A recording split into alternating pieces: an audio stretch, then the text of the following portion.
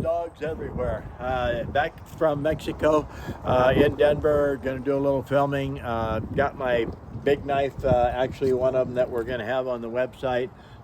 It's my one I used to call my Hawaiian knife. It's got like a 10-inch blade, and we're going to have them on the website. We're actually pretty successful. A lot of people like them. So, there. We're going to have you go to my website and take a look. You can actually purchase, okay. Half the fun is watching you open the package. And then there's 4, not just on the ends. We'll put that in there like that. And I demo this knife a lot at my table. I'm going to actually go out and start chopping stuff. Actually this weekend, I'm going to take my bigger knife here and go out and actually chop some vegetation, some limbs, some trees, baton it, pound it through some wood. They're so pretty. And kind of a rubber, I like that handle. It's got a lot of grip. It's got a pommel. It's got a place to put your lanyard. It has a good hand finger guard on it. I would say probably a 10, maybe 11-inch blade. It's thin, it's hollow ground, stainless steel. Give it a personal touch before you give it away. Okay, all right. Well, Let's do a whole thingy here. let's do a whole thingy on it. Okay. Beautiful So, blade. Let's see. I bet we have a Denver magazine. All right, we got all kinds of stuff in here. We got a pen for signing. We have our little finger puppets. Let's see what's right here. Pages, pieces of pages. That's cool. A little bit of wind. And if you've never really sliced paper, go out in the wind and have the wind messing with your paper while you're trying to slice it.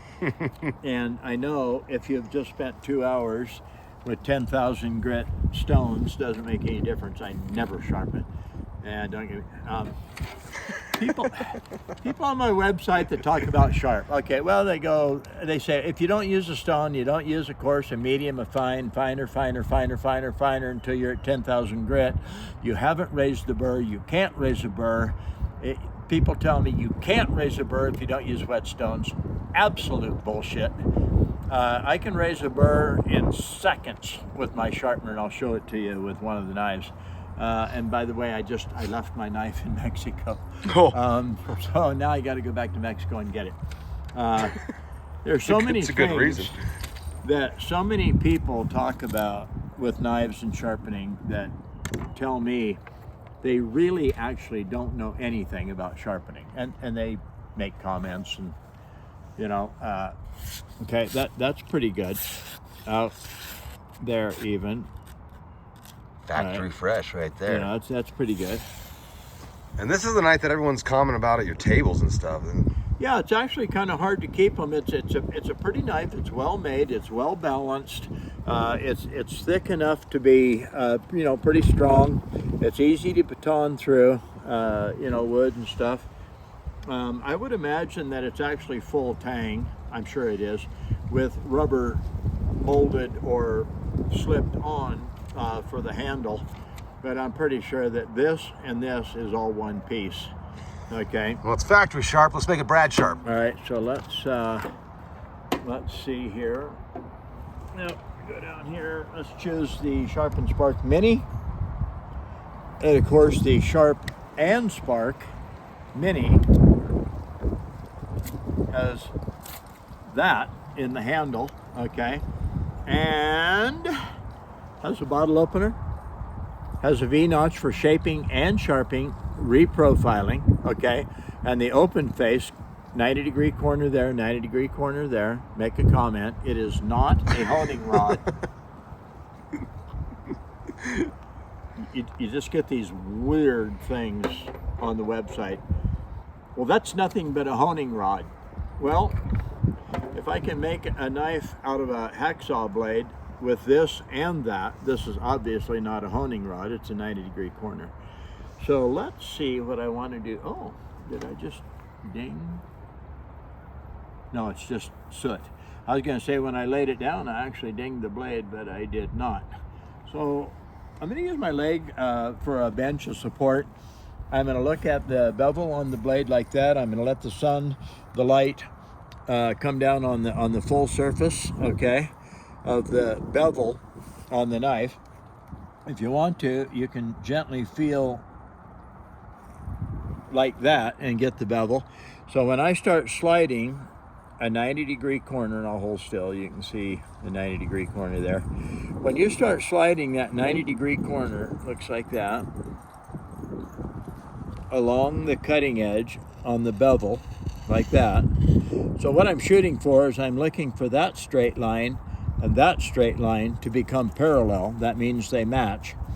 And then slide it along like this, and then I let the shine, I only touched that once and I can already see the shine on the heel of the blade back here. So if I do, just keep watching, it just gets brighter and brighter and brighter because I'm actually cutting metal off of that blade, touching it this light. So no, it is not a honing rod unless I touch it even lighter. So I watch the shine, a little too much on the heel, I need to tip it up a little bit. A little too much on the apex, I need to tip it down a tiny bit, or I need to tip this up or down a little bit. But just a couple of passes, and I actually know whether I need to tip it up or down to match the bevel on the blade. Now we just come on out here like that. After you sharpen a knife with my sharpener, a whetstone, or anything else, it will never cut the same way as the factory grind, because the factory grind is 90 degrees to the blade, and you can tell that by looking at the scratch marks in the blade. So let's say you have a belt sander and you have a knife. You come up to the belt sander, get it ready, touch, and come right on out. Turn it over, get ready, come right on out. That creates a secondary bevel. Sometimes they buff them, sometimes they don't. But it leaves 90-degree scratches in the blade from the sand on the belt. So a microscopic, I don't know, let's say 220 to like 440 grit, 400 grit, you're still going to have a microscopic edge on there, which actually helps you cut. A lot of people say, well, my knife, I can't get it as sharp as the factory. And that's because the way we sharpen on the outside, let's call it, not factory, doesn't create the same type of sharp on the apex of the blade. So we're just going to touch, now I'm just going to touch it super light, roll the blade every pass. I really don't care if I'm not hitting the exact same bevel every time. It's not necessary. People say it is not. Okay, so we just do that. Take that little wire edge off the blade, and let's see what we got now. Okay, that's crazy damn sharp, clear out there. And yes, it was sharp to start with, but I can't slow down and play with the knife. A knife that's not crazy damn sharp, you can't slow down and just tickle it along, you know, and tip it down, tip it back up like that. Okay, and keep playing a little more. Oh, it tore the last little tiny bit. And paper stuff. There you go. So anyway, that's how I sharpen them. Even if they're new, you can do it this way. Oh, that is just taking the fingernail right off. Touch it really light, really light, really light. It's sticking. It's getting hard to even move it like that. So go to my website. I don't know, $85, $89. You know, the bigger knife like this, and purchase them off my website. And I really like the knife. I'm going to take mine this weekend, probably tomorrow, Monday, Tuesday. Take it up to the mountains and abuse it, chop some bunch of stuff. Please. You know, and actually, I don't know, abuse it a little bit. People say, well, that's not abuse. Well, if you're actually smacking the cutting edge on wood, that is wear, use, abuse, whatever.